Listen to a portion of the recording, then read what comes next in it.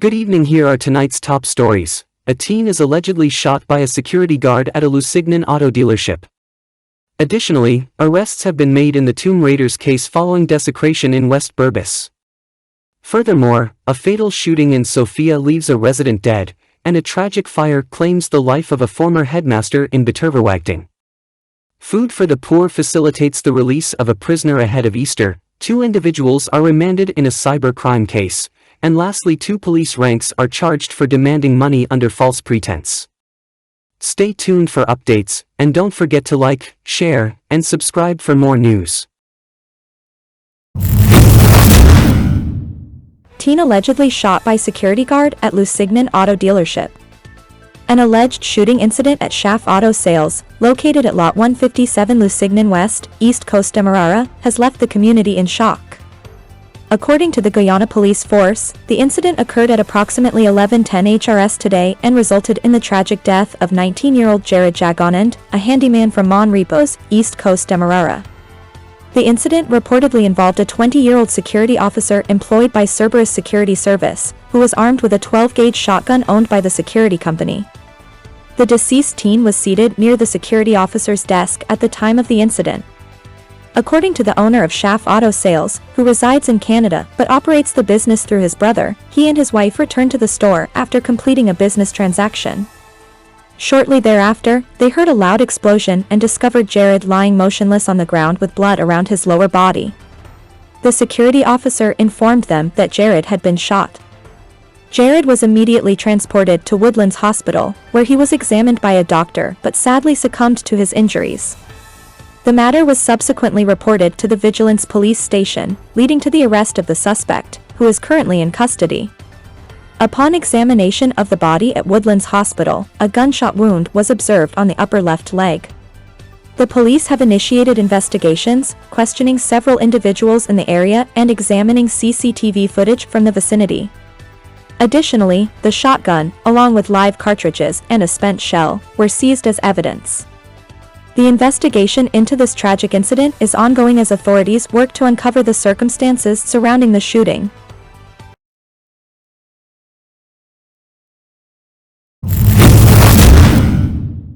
Arrests made in Tomb Raiders case following desecration in West Burbis.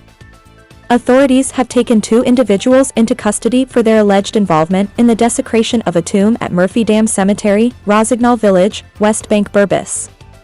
The incident, which occurred between March 17 and 19, 2024, shocked the community and prompted swift action from law enforcement. At approximately 12:30 HRS on Thursday, police officers from Regional Division No. 5 responded to Lot 41, Mackenzie Street, Murphy Dam, Rossignol Village, where they encountered Khalil Madramutu, alias Aprito, a 31-year-old fisherman residing at the address. Madramutu was promptly arrested and questioned regarding the tomb desecration. During police interrogation, Madramutu confessed to his involvement in the gruesome act. He implicated Lyndon Davis, also known as Mama G, a 38-year-old fisherman from Mackenzie Street, Murphy Dam, as the primary perpetrator. Madramutu claimed that Davis had broken into the tomb, leading to the theft of approximately $28,000 in cash from the coffin. Subsequently, Davis was apprehended by authorities, although he vehemently denied any participation in the crime. Both suspects remain in police custody as investigations into the disturbing incident continue. The desecration targeted the tomb of Munshwar Jawahir, a 52-year-old resident of Rossignol, who was laid to rest at Murphy Dam Cemetery on February 9, 2024. The reprehensible act has sparked outrage in the community and raised concerns about the sanctity of burial grounds. Law enforcement officials are working diligently to uncover further details surrounding the incident and ensure that those responsible are brought to justice. The community awaits developments in the investigation as authorities strive to uphold the dignity and respect owed to the deceased and their families.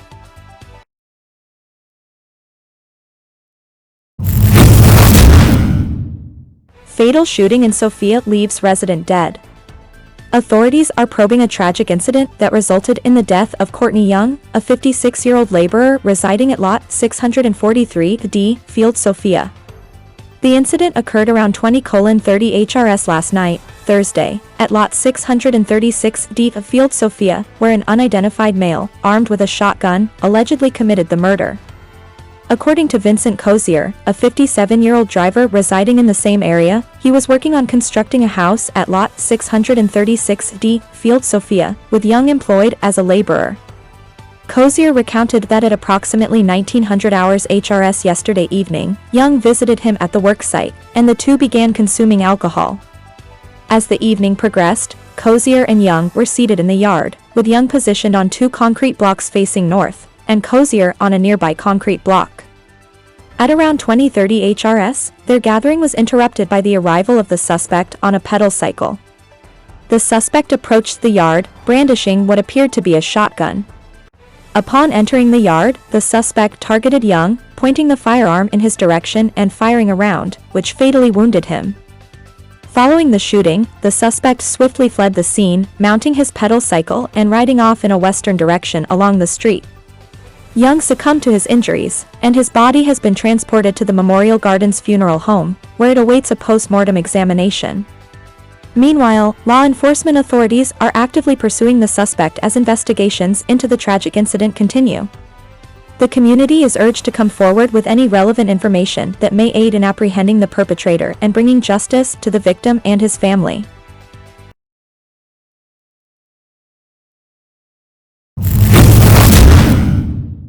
Tragic fire claims life of former headmaster in Beterverwagding. A devastating fire engulfed the home of Moses Elias, a 77-year-old former headmaster of the Bladen Hall Multilateral School in Beterverwagding, East Coast Demerara, ECD, on Friday morning, resulting in his tragic demise. Elias, a resident of Kwamina Road, Beterverwagding, lived alone in the two-story structure that was consumed by flames during the early hours of Friday. Residents in the vicinity reported hearing loud explosions and screams emanating from Elias' house, prompting immediate efforts to rescue him. Despite their courageous attempts, Elias could not be located amidst the chaos. Tragically, it is believed that he was trapped inside the heavily fortified residence. The Guyana Fire Service was promptly alerted, and after a 2-hour operation, Elias' charred remains were recovered from the debris. He was burnt beyond recognition, leaving the community in shock and mourning. Sherwin Elias, Moses Elias' nephew, expressed profound sadness at the loss, recalling how his uncle often preferred solitude and would isolate himself from family members. "Sometime when you come, he would be in the house and you would call and he would not answer," Sherwin lamented, emphasizing the profound impact of the tragedy.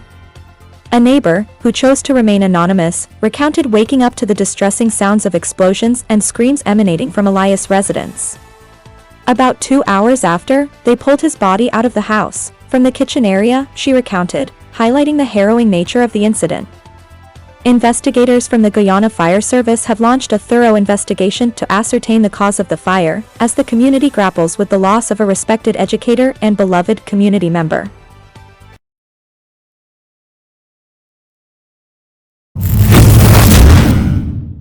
Food for the Poor facilitates release of prisoner ahead of Easter. In a compassionate gesture just before the Easter holidays, Food for the Poor, Guyana, Incorporated FFTP, orchestrated the release of an inmate who had been incarcerated due to his inability to pay a nominal fine. The organization stepped in to settle the fine, allowing the non-violent offender to return home to his loved ones. At a modest ceremony held on Friday, Ms. Andrea Benjamin, Chief Executive Officer of Food for the Poor, Guyana, Incorporated, personally informed the prisoner of his impending release. She emphasized the importance of seizing the opportunity for a fresh start and urged him to make positive changes in his life. "We all make mistakes, and we all deserve a second chance. Food for the Poor is here to grant you that second chance by paying the fine to ensure that you spend Easter and every day thereafter with your families and friends," Ms. Benjamin expressed. Kevin Pilgrim, Acting Deputy Director of Prisons, also addressed the inmate, offering words of encouragement and gratitude to FFTP for their unwavering support in initiatives aimed at inmate rehabilitation.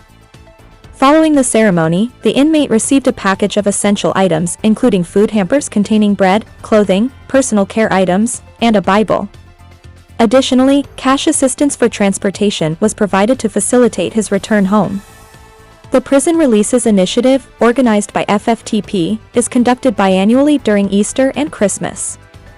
Through their prison ministry program, FFTP has been instrumental in not only securing the release of non-violent inmates but also providing them with training and support for successful reintegration into society as productive citizens.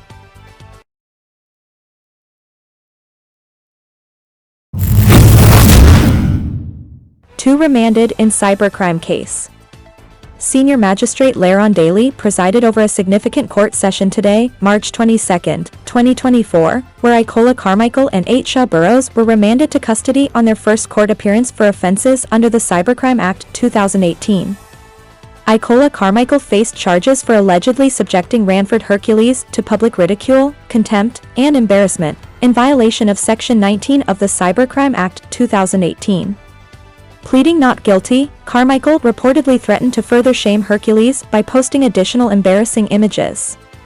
She appeared on a live Facebook stream with a popular Guyanese personality, reiterating her allegations.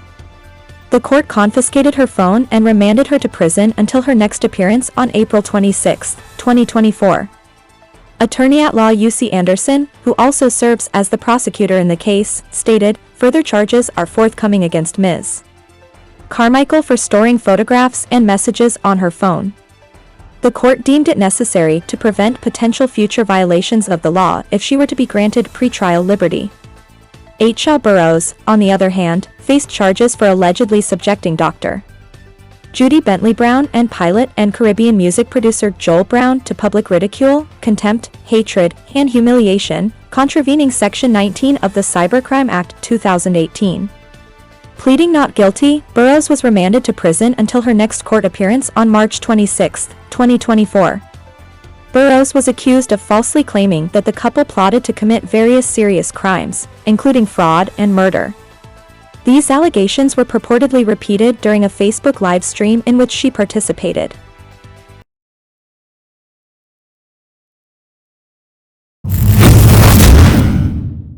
Two police ranks charged for demanding money under false pretenses. Two police officers affiliated with the Brickdam Police Station in Georgetown are facing charges from the Special Organized Crime Unit, SOCU, for allegedly demanding money under false pretenses and conspiring to commit a felony. The accused officers are identified as Eamon Wilson, a police sergeant, and Akimo Simon, a detective police constable. In a press release issued by SOCU on Friday, it was stated that both officers appeared before Magistrate Faith McGusty at the Georgetown Magistrates Court, where they pleaded not guilty. They were each granted bail in the amount of $75,000. According to SOCU, a civil engineer employed by the Ministry of Public Works reported to Assistant Commissioner Fazil Karimbaksh, the head of SOCU, that one of the officers had demanded money from him under the pretext of an ongoing investigation. After obtaining CCTV footage supporting the allegation, Assistant Commissioner Karimbaksh initiated an investigation. It was later revealed that the individuals posing as SOCU officers were, in fact, the two policemen from the Brickdam Police Station. Further investigation unveiled that on March 9, 2024, around 1900 hours HRS, Constable Simon, accompanied by Sergeant Wilson in a marked police car, visited the engineer's residence in Industry, East Coast Demerara.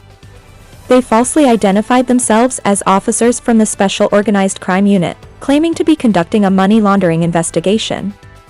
Simon, brandishing what appeared to be an official police crime file labeled with the SOCU crest, persuaded the engineer to accompany them to a SOCU for further questioning.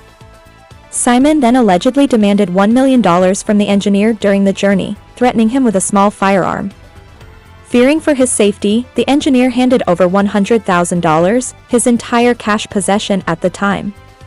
Afterward, Simon and Wilson disembarked from the police vehicle, leaving the engineer behind. Following further investigation, both officers were charged.